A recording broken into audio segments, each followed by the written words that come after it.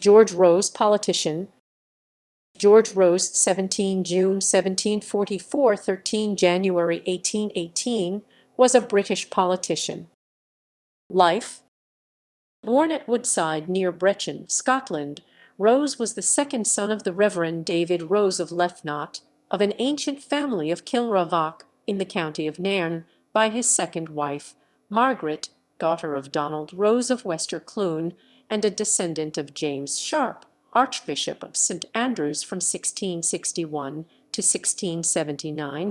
David Rose was said to be the illegitimate son of Hugh Hume Campbell, 3rd Earl of Marchmont. No illegitimate son is mentioned by Thomas Finlayson Henderson in Marchmont's entry in the Dictionary of National Biography, and George Rose's own entry in that same edition states, later gossip, which made him out a natural son of Lord Marchmont C. Hume, Hugh 3rd Earl of. This indicates the lack of exact detail attached to the claim, as it was in fact George the Rose's father David that was said to have been Marchmont's illegitimate son. Nevertheless, there was a strong connection with the Marchmonts. Reverend David Rose became tutor to Marchmont's eldest son, Lord Polwarth, and George Rose, on leaving the Royal Navy, was recommended by Marchmont for the position of Deputy Chamberlain of the Tally Court of the Exchequer. And on Marchmont's death, George Rose's son, politician Sir George Henry Rose, published in 1831 a selection from the papers of the Earls of Marchmont. An account of the relationship between the Marchmonts and the Rose family is given in the diaries and correspondence of the Right Honourable George Rose, 1860, edited by Reverend Leveson Vernon Harcourt. Owing to his father's poverty, at the age of 4 years Rose was sent to live with a maternal uncle who ran a school at Hampstead. He was educated for a short time at Westminster School before entering the Royal Navy, a service which he left in 1762 after he had been wounded in some fighting in the West Indies. He then obtained a position in the civil service, becoming joint keeper of the records in 1772. In 1782 he gave up the latter appointment to become one of the secretaries to the Treasury under Prime Minister Lord Shelburne, though he did not enter Parliament. He left office with his colleagues in April 1783, but in the following December he returned to his former position at the Treasury in Pitt's ministry, being henceforward one of this minister's most steadfast supporters. He entered Parliament as the member for Launceston Early in 1784, and his fidelity and friendship were rewarded by Pitt, who gave him a lucrative post in the Court of Exchequer. In 1788 he became Clerk of the Parliaments. He was also re-elected to Parliament in 1788 to represent Lymington, and again in 1790 to represent Christchurch. In 1801 Rose left office with Pitt, but returned with him to power in 1804, when he was made Vice President of the Committee on Trade and Joint Paymaster General.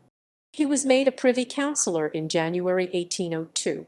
Rose resigned these offices a few days after Pitt's death in 1806, but he served as Vice President of the Committee on Trade and Treasurer of the Navy under the Duke of Portland and Spencer Perceval from 1807 to 1812. In 1807 he was asked to create a new institution in conjunction with Edward Jenner to carry out mass vaccinations against smallpox. The National Vaccine Establishment, which is controlled by the Vaccine Board, composed of members of the College of Physicians and the College of Surgeons under the presidency of Sir Lucas Pepys, was established in 1808. He was still Treasurer of the Navy under Lord Liverpool and MP for Christchurch, a seat he had held for 28 years, when he died in 1818 at Cuffnells, his house in Lyndhurst, Hampshire. He and many of his family are buried at Christchurch Priory. Rose was a close friend of Admiral Lord Nelson. He first met Nelson when the latter was a young captain and had just returned from the West Indies. This friendship grew over the years. Nelson invited Rose to go on board HMS Victory before the ship sailed for the Battle of Trafalgar. His purpose was to tell Rose that, if he was killed, he had left Lady Hamilton and their daughter Horatia to the nation. Rose was thus the last man in England to see Nelson alive. After Nelson's death, Rose became Emma Hamilton's executor and Horatia's guardian, but Pitt's death diminished Rose's influence and his fellow ministers did not support her. Rose was also a friend of King George III, who visited him a number of times at Cuffnells on their way to summer holidays at Weymouth. Rose also owned a seaside house at Sandhills near Christchurch, now a holiday camp. Rose was a conscientious politician, although he and his two sons drew a large amount of money from sinecures, a fact referred to by William Cobbett in his A New Year's Gift to Old George Rose. Works. Rose wrote several books on economic subjects, and his diaries and correspondence, edited by the Reverend L. V. Harcourt, was published in 1860. Family.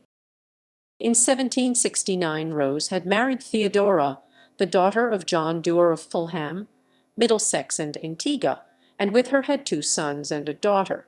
The elder son, Sir George Henry Rose (1771–1855), was in Parliament from 1794 to 1813, and again from 1818 to 1844, and in the meantime was British minister at Munich, at Berlin, and at Washington. He was made a Knight Grand Cross of the Royal Guelphic Order, and in 1818 succeeded his father as Clerk of the Parliaments. He was the father of Field Marshal Baron Strathnairn, who was described as one of the bravest men in the British Army and the best commander in the Indian Mutiny. The second son was the poet William Stuart Rose, who was friendly with Sir Walter Scott. Legacy. The historic Australian town, now suburb of Sydney of Parramatta, was originally called Rose Hill after George Rose, but was later renamed. However, the name Rose Hill was retained by a neighbouring suburb, Rose Hill.